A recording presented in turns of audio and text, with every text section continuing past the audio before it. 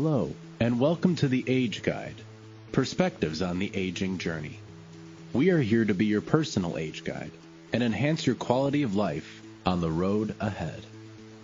In this series of our podcast, we want to shine a light on the commitment and dedication of more than 44 million family caregivers in the United States who provide personal assistance to older adults, loved ones, and those with disabilities. These caregivers, also known as informal or unpaid caregivers, make up 21% of the adult population today. Caregiving is a demanding job, and no one is equipped to do it alone. Finding respite care and support can provide a vital break for weary caregivers. Relief can take many forms, from in-home care to daycare centers. It could also come in the form of quality programming to engage the care recipient and feed the soul of the caregiver. In our next episode, we explore a creative program offering just this type of support. We'll interview John and Sandy Miller, co-founders of the Sounds Good Choir, to learn how this unique choir offers respite to caregivers of all ages while helping people with dementia and other disabilities connect to music and artistic expression. We'll also introduce our new Caregiver Specialist, Caitlyn Tolentino, to share the other resources and supports for caregivers. And of course, you'll get to hear clips from the Sounds Good Choir woven throughout the episode. We hope that this leaves you with a song in your heart and a better understanding of the difference caregiver and dementia support programs can make. Let's listen in. We have Jonathan and Sandy Miller here today on the AgeGuide podcast, AgeGuide Perspectives on the Aging Journey. And tell us a little bit about yourselves individually, and how did you get involved with the Sounds Good Choir overall? I am a professional choral conductor by training. I've been singing in choirs ever since I was 9 years old. I was the founder of a high-end professional choir called Chicago A Cappella, which I was part of for 27 years and retired from that a couple of years ago. So I've been in choirs my whole life. And Sandy and I had a very difficult year in 2015 where each one of us lost a parent. There were some other losses in our family, and I was working in music publishing, and at the end of that year, I lost my job. And it was very difficult. But because we've been in choirs our whole lives, we had met some people from a remarkable choir in Washington, D.C. called Encore Creativity, which began the whole movement specifically of choirs for older adults. And we had met them. I had written a piece of music which they had performed back in 2012. And they said to us, if you ever want to bring this idea to Chicago, we would love that. So we thought, maybe in 15 years when we're retired, we'll do that. Well, suddenly there was a need, and because I needed a job. And Sandy said to me, John, really think about what you want to do with your career. And I said to her, I really want to bring this older adult choir thing to Chicago. And so I'll turn it over to Sandy because her role is indispensable in our success. So tell Nick about you. Thanks. I'm a clinical psychologist who has been in private practice for the last 30 or 35 years. I have an office in Hinsdale, and I'm continuing to do practice even as I'm now, working full time for Sounds Good Choir. To add on to what Jonathan was saying, that the year of 2015, as he said, was an incredibly difficult year for us. And as is often the case, I think when we go through times that are so challenging, it brings things into perspective, and I said to Jonathan, life is short, clearly, that's been part of the lesson this year. And you have an opportunity here, with a job that you need to do. Take a look at what you want to do that has meaning and purpose, and perhaps is the thing that you're meant to do in this world. And the choir organization just popped up immediately. So I said to John, we're not going to starve. You can take a year to think it over, and by the end of the year, you probably need to be doing something. And he had an answer within a couple of months and said, let's do that choir thing that we always dreamed about doing when we retire. So here we are. Also, in addition to those two jobs of being a psychologist and the program director for our dementia choirs, I also am a deacon in the Episcopal Church.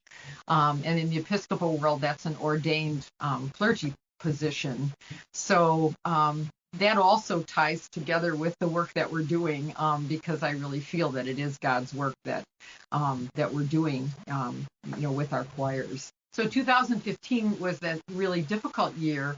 And in early 2016, we started our first two choirs in Hyde Park and Evanston. Those were our first two locations. They were 6-week pilots. 6-week pilots. By the end of the 6 weeks, we were rolling and decided to add 2 more choirs. And 6 weeks after that, we went from 4 choirs to 6 choirs, which brought us to summer of 2016, when Jonathan ran into a colleague his at a conference, and who told Jonathan about an organization on which he was serving on their board, and the organization was called Giving Voice.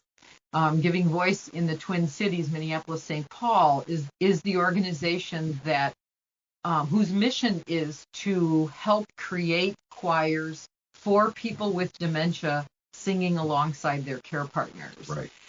Jonathan heard about this organization, came home from the conference, and said, Sandy, I just heard about this amazing organization in the Twin Cities. I think we ought to go up and take a look at them.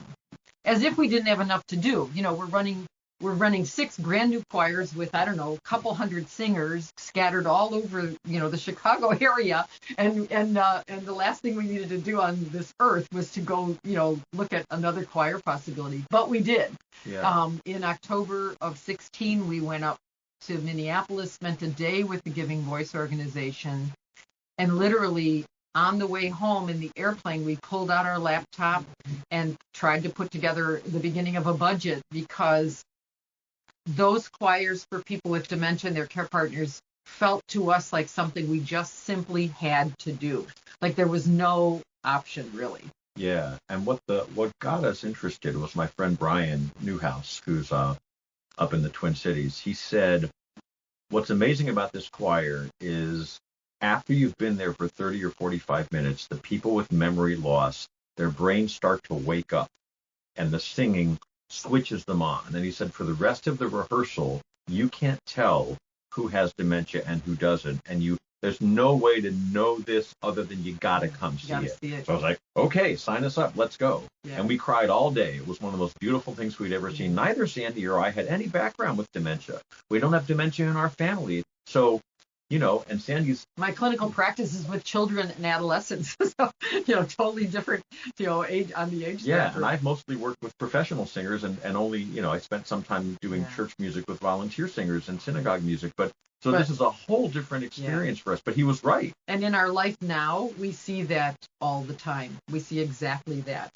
that our singers, spend the rehearsal with us. And by the end of the rehearsal, they are cognitively and behaviorally in a very different place than they were when they walked in. And AgeGuide, thank you all so much. You are supporting that. Yes. That program financially. Part of what happened is you told us, that's actually how we got to know you at AgeGuide, because right around the time Sandy came up with the idea to do a pilot of this Zoom-based sing-along, we met Colette Jordan from your staff, who told us that all the memory cafes in person had gone away.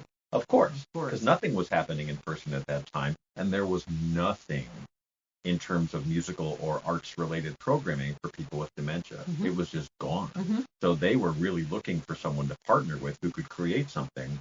And we were in the middle of trying to invent it. Well, and we were incredibly fortunate in that Paul Langford from our conducting staff and Kelsey Cox from our administrative staff were brilliant and really on the cutting edge of what technology could do for people. And so we just rode that wave and asked them to keep coming up with great ideas about technology, and then the content really helped. So those programs continue. Yeah. And so the sing-alongs offered, once a week all year long. Fridays at 1 p.m. And anybody who's listening to this podcast who wants to be part of the Good Memories Sing Along Cafe, all you have to do is go to soundsgoodchoir.org and click on the link for the Good Memories Cafe, sign up, fill out a simple online survey. We'll get you in the database, and AgeGuide will give us your information. We'll add you to the group, and every Thursday you'll get an email with the name of the topic and who's leading it from our conducting team and the Zoom link, because it changes every week based on who's conducting it. And you get to go sing for an hour of fun. Yep, and it's free.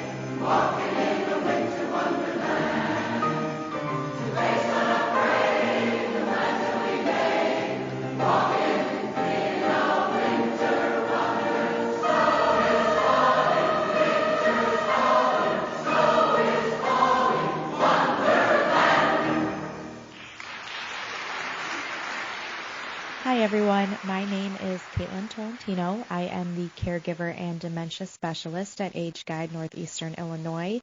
My role at the agency is to oversee and monitor all the services for persons with dementia and family caregivers. So just one example of that is the Family Caregiver Support Program, which is for unpaid family caregivers.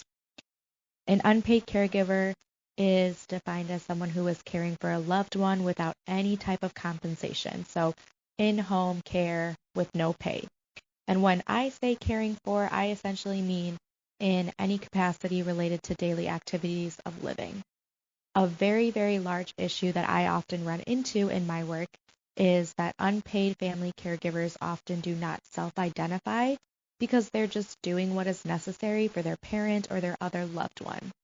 But if you assist with driving someone to their doctor's appointments, running errands for them, cooking, cleaning, paying bills, dressing, bathing, or assisting with their medications, then you are a caregiver. There are different categories of caregivers.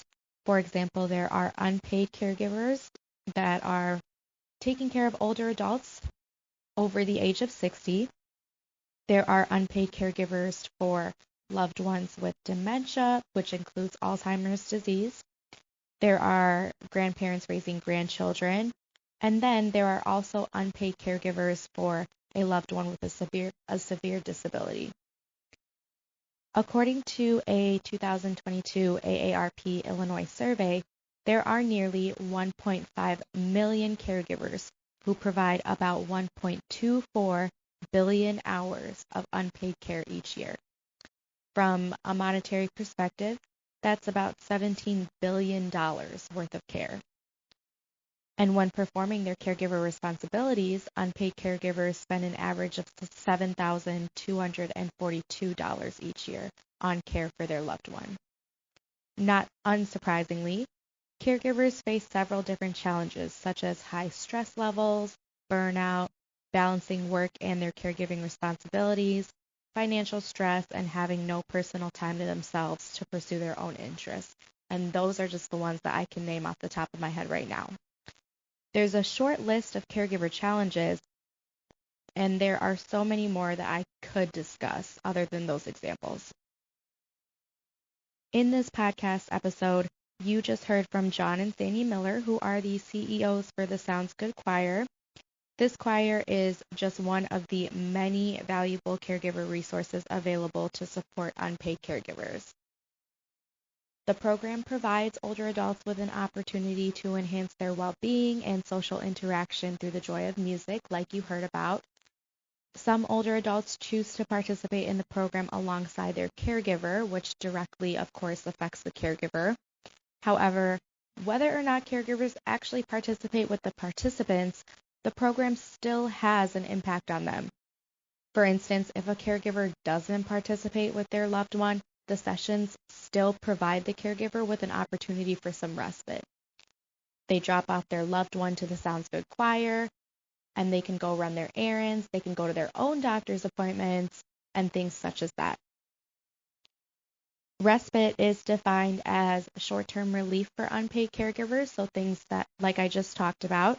And because the sessions for the choir are regularly scheduled week to week, it does give caregivers the chance to have some time to themselves, whether that be to kind of do their own hobbies, go work out, do some much needed grocery shopping. Having that time to mentally and physically recharge benefits both the caregiver and the care receiver. In addition to the Sounds Good Choir, AgeGuide, in partnership with other agencies, offers many other caregiver support services that include caregiver resource centers, the T-Care assessment, gap filling services, access to supportive funding, legal services, counseling, training, education, and support groups. And those are all services that are tailored to meet the needs and challenges of unpaid family caregivers. With all that said, AgeGuide highly encourages accessing the services that I just touched on because they do exist for a reason. They're beneficial to the caregiver and, by extension, the care receiver. In order to inquire about those services, please call AgeGuide at 630-293-5990 or email info@ageguide.org. Again, info@ageguide.org.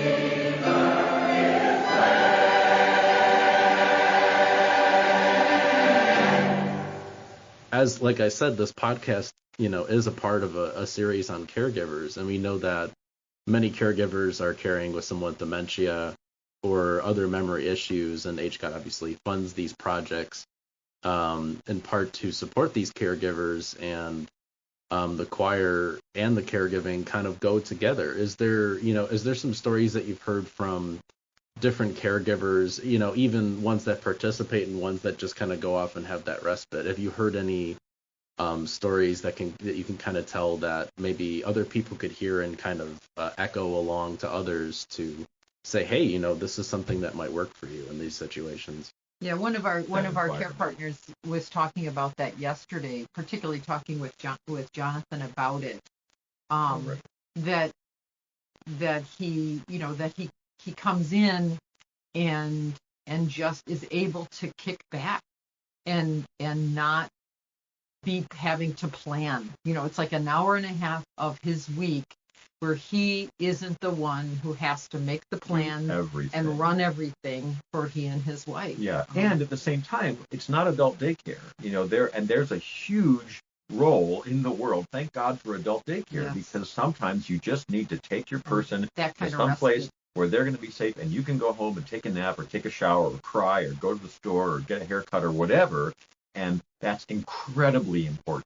But this is different, and one of the differences, if you also need respite, go get respite. We're saying this to the care partners who are listening to this podcast. Please, take care of yourself. Get respite. Find out all the support systems that you have from AgeGuide and from everywhere else, and from your family and friends and loved ones. Get the support that you need, because respite is absolutely essential. And the Good Memories Choir model, which we have now implemented in 2 locations, is what's one of the things that's so cool about it is that there are 3 kinds of people in that choir, other than the conductor, obviously. There are people with memory loss. There are care partners, and the care partner could be a spouse, could be a family member, could be a friend, could be a paid caregiver, and we have all kinds of people who, I think people actually we have one in all of those. All of those currently, and volunteer singers, most of whom sing in our other Sounds Good choirs and really believe in this model. They were trained by Dan Kuhn, the wonderful dementia educator from All Trust Home Care. He's been in the field for 40 years, brilliant. And so they had a half-day training with him about how do you interact socially in a supportive and kind and compassionate way with someone who has dementia, and with a care partner also. So we've got people with memory loss, we've got their care partners, and we've got the volunteers all singing together. Everybody has a name tag, and nobody knows who's who. So it doesn't say I'm Bill and I have dementia. It just says I'm Bill, and it doesn't say I'm Georgiana and I'm a care partner. So sometimes people have said to us, I didn't know that person had dementia, because that's not what's important. We're all there because it's an environment that's there to support people with dementia and their care partners. And one of the reasons we say care partners instead of caregivers is that the care partners need care too. It's not just a one-way street. And the care partners come to us, and often they are exhausted and they are tapped out. And they tell us, this is the only 90 minutes of the week that we don't have to plan. Right. This is the only time we go out of the house that it's not going to a doctor appointment. Yeah. And I just talked to a spouse yesterday who said, I take my wife to the symphony, I take her to theater, but this is the only place where we really go, and she's doing something active and she's interacting with other people. The only thing. They've moved to a new retirement facility and they are isolated. Yeah. She's just not able to engage and interact, and it's heartbreaking, and it shows us that this program is really filling a need. Yeah. Sometimes it was so funny yesterday. One of the people with dementia said, because we're coming up to a performance, we've got a big concert next week, and I said, I joke, watch the conductor. and your whole life works. It's not just that you get that the music doesn't fall apart, but you really have to watch the conductor. So one of the women said to me, "It's a good thing you're so handsome, because otherwise I wouldn't watch you at all." So funny. Totally blushed and turned around. Yeah. And they tease him. Yeah, it's really funny. One of our women with dementia yesterday got so excited that she said, "I feel like doing cartwheels." and she's close to 90 years old, and I don't think that's such a great idea. So I said, "I'm not very good at doing cartwheels, but if anyone here wants to cartwheel, do a cartwheel." So joy really is an important part of our agenda. We were talking about care partners and their experience, and I just wanted to add something about our choir. As Jonathan mentioned, people don't have labels in our choir. We're not saying I'm a care partner or I'm a person with dementia.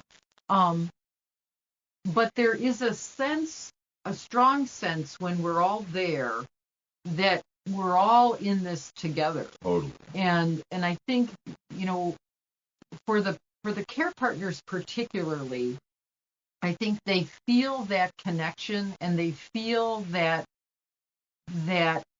awareness that they're among people who are going through the same kind of difficulties, and hopefully joys, but difficulties and challenges, that there are people, kindred spirits there who share that life experience with them.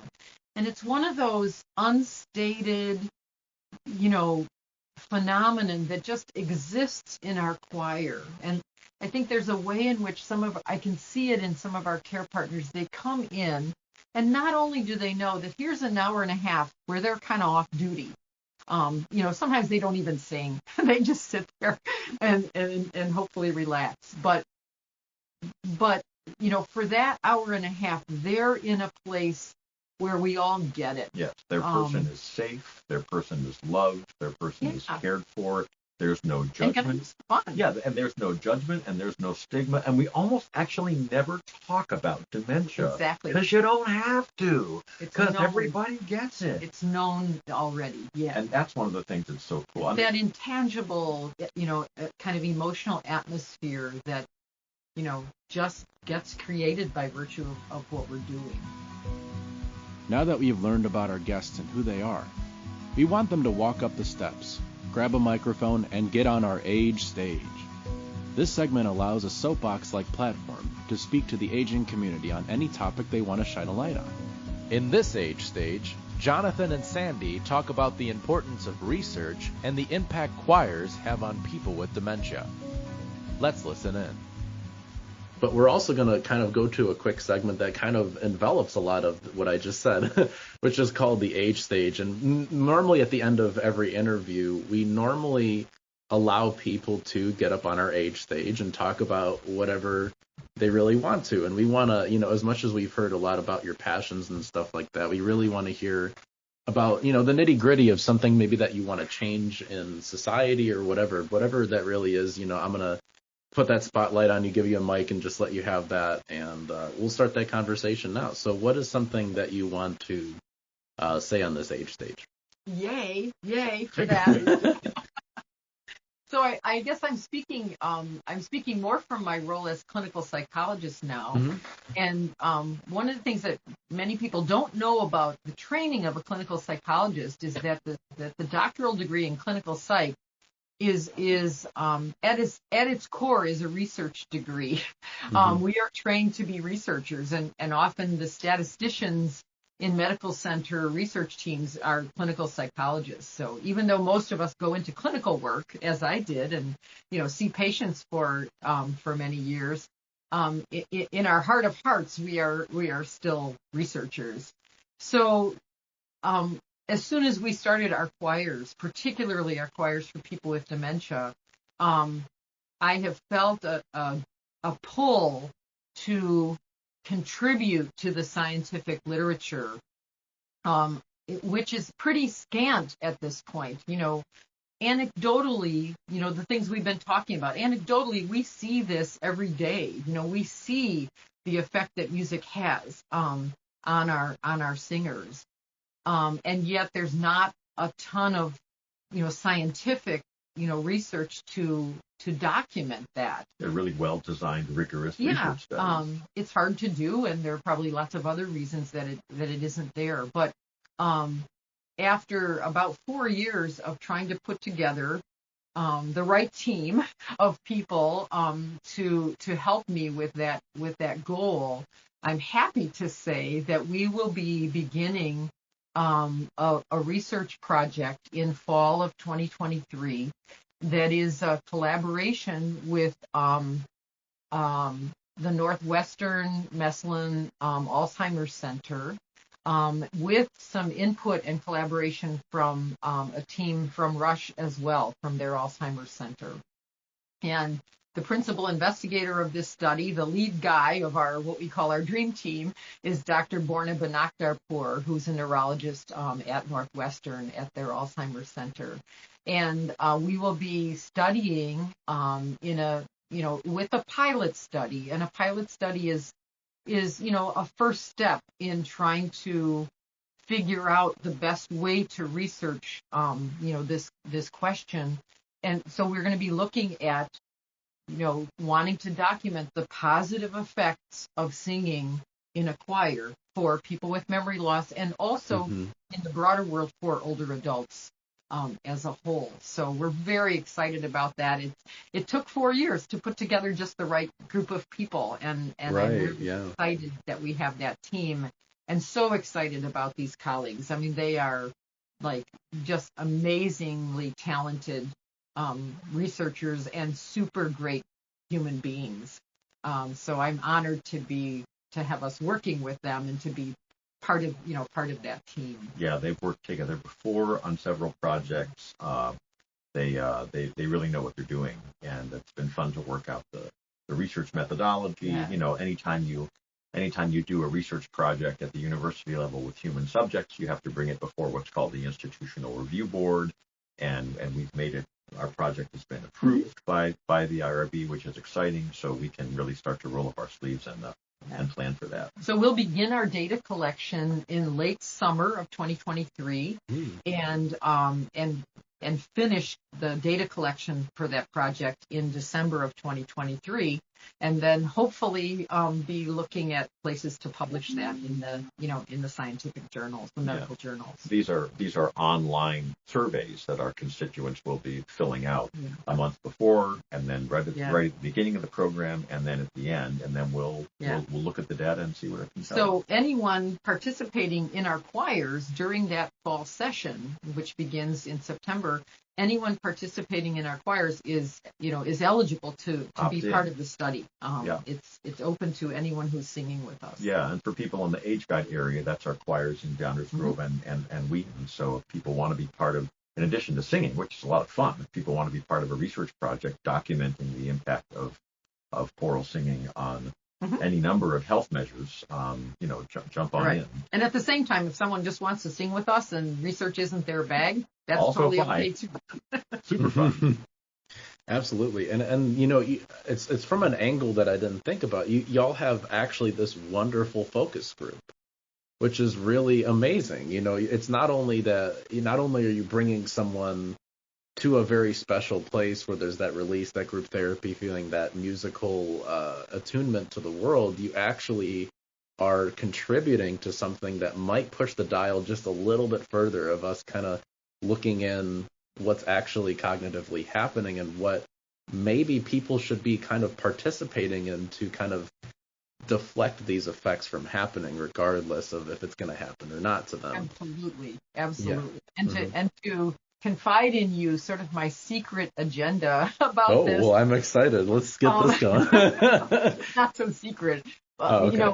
In the British Isles right now, if someone is, in Scotland, in England, if someone is diagnosed with dementia, they automatically receive from their physician what they call a social prescription. They get a prescription to go sing in a choir, for example. Their physician says, here's what I want you to do. Maybe they give it on their prescription pad. I don't know. But, your doctor, want you to go sing in a choir because we know it's good for you. So my secret hope is that we can get to that point in our country as well, so that everybody who's diagnosed with dementia hears from their physician, we know this is good for you. Go do this. In fact, in Scotland, where they have a mandate from the government to do this, they're in the process of building a whole network of dementia-friendly choirs because they got all these people with dementia and they've got these social prescriptions. They have to have someone's got to do something about it. Yeah. Exactly. And we would need many more choirs in our country as well. But that would be a happy challenge to have. Yeah, exactly. It's great to hear that all of this stuff is kind of working at once. It has this overall effect that is kind of happening. It's happening on the psychological end to kind of push things a little bit more. It's giving that either connection or that respite care or that gap filling service that really allows someone to go away and kind of do their own thing or actually get closer and closer to somebody. And it also allows those coping skills to be learned, the music and everything like that. And then overall, it's just such a beautiful program. It's one of my favorites here at AgeGuide that really connects people together. And you guys, again, are doing some great work. And it was amazing talking to you. And if you can just kind of give, again, a little bit more information on where to find yourself, just if you could talk to the caregivers and all the people that are listening now. Could you give them a little bit more info about where and when to find you? Sure. If you want to learn more about our programs, go to our website, which is soundsgoodchoir.org. If you're interested in the Good Memories Sing-Along, which is every Friday from 1 p.m. to 2 p.m. for people with memory loss and their care partners, you can sign up for free for that. If you are interested in the Good Memories Choir, you can go on that website. Go on our website again. Look at Good Memories Choir. The sing-alongs go every week, 52 weeks a year on Friday. The Good Memories Choir is having concerts. All of our choirs are having concerts in December, and then we take a break, and we'll start again the end of January, beginning of February. But just go to soundsgoodchoir.org. All the information is right there. It's spelled just like it sounds. Sounds Good Choir, CHOIR.org. If you want to come to our concert, just know you'll need to bring your Vax card and your mask, but it's super fun. Yeah. Singing with a mask actually is not as bad as it sounds. And there are singers' masks. You can find them online, and that makes it more fun too. Just go to soundsgoodchoir.org and you can learn all about that. Absolutely. And thank you, Jonathan and Sandy, for coming in and talking with me today. And like I said, everyone that's heard this, you have this information in front of you.